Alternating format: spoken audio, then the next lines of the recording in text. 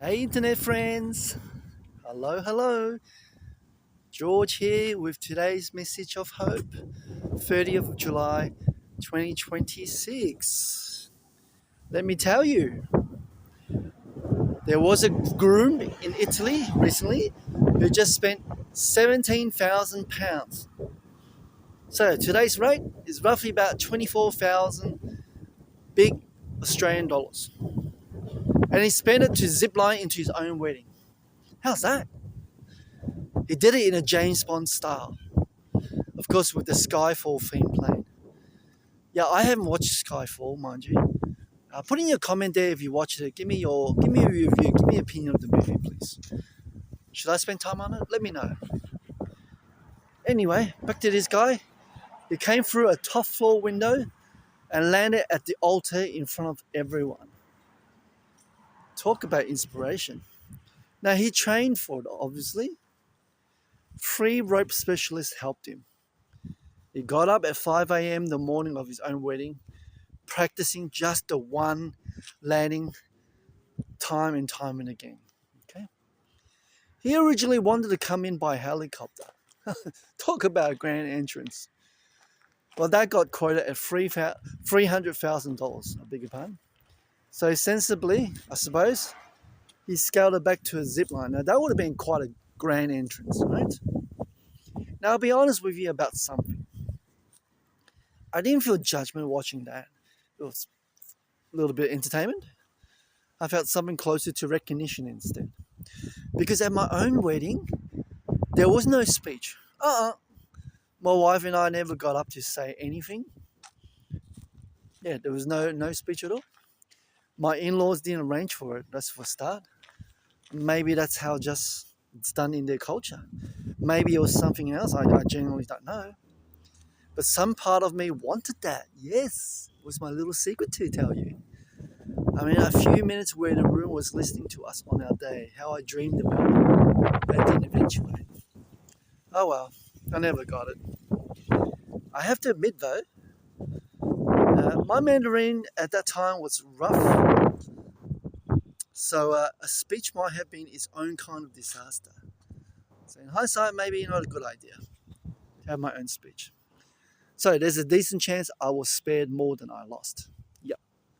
Thank you, Lord. Still, the wanting was real. I'm getting to my point. That groom paid £17,000 for his few minutes. I just quietly didn't get mine. It's a different price tag, still the same hunger underneath him. We all want at least one stretch of time where the room is watching us and we are the complete reasons. Now, if you're finding something in this today, I genuinely love it. If you hit the subscribe button, give it a like. Yep, don't forget to share. That's very important.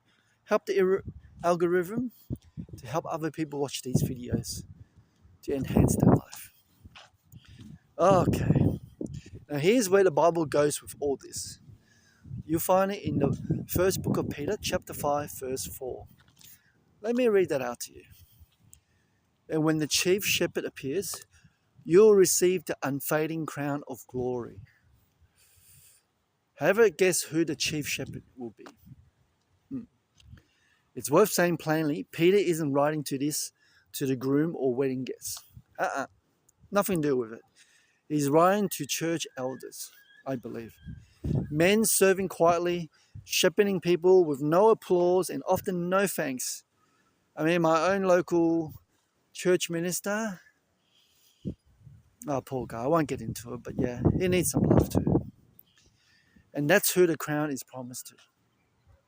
Now, you might think, that's a long way from a zip line and a mid speech, isn't it? Well, is it though? Let's stretch your imagination a little bit. Because the elders Peter's writing to weren't chasing a moment. I don't think so. They weren't rehearsing an entrance, checking a harness, waiting for the music cue. They were just showing up day after unremarkable day I'm talking about, for people who might never clap for them or even notice the showing up. No, they serve God because they love God. And the appearing Peter describes, Christ's return that is, isn't something we get to stage. We're just mortal human beings, right? I'm looking forward to that day, by the way. if I'm still around. Now, we don't get to choreograph it, train for it. In a way, we don't, or hire rope specialists for it. But what a glorious day that will be. The Bible declares and promises Christ will return. Like I said, I'm looking forward to it because it simply will come. That's a promise from God. And what it rewards isn't the loudest rifle only. No. But like, as fast as lightning. It's the faithfulness nobody was filming. So let's rewind back, right? The wedding. I was in Taiwan, maybe 10 tables more. I honestly lost count. Because in the middle of that day, I was running on. I was so tired. Table after table, same greetings, same thank you for coming. Man, my cheeks are aching from smiling from all the tables. There was no real sense of how many were left. Just moving on to next one because that was the job of the married man, right? There was no music cue. By the last table, I wasn't even sure what I was saying anymore. I think I just kept saying thank you and hoping it still meant something by the 12th time. Now, Peter's crown, that's not given at the altar with everyone's eyes on you. It's given after the tables, right? After the ones nobody arranged applause for. So friends, when's the last time you kept going? Table after table on a day nobody was watching. Sure, you might get sore cheeks by the end, and you lost count somewhere in the middle, but you still kept going. And that, my friend, is a message of hope. Hope in Jesus Christ, especially his second coming. I'll see you on the next one. Take care. Bye-bye.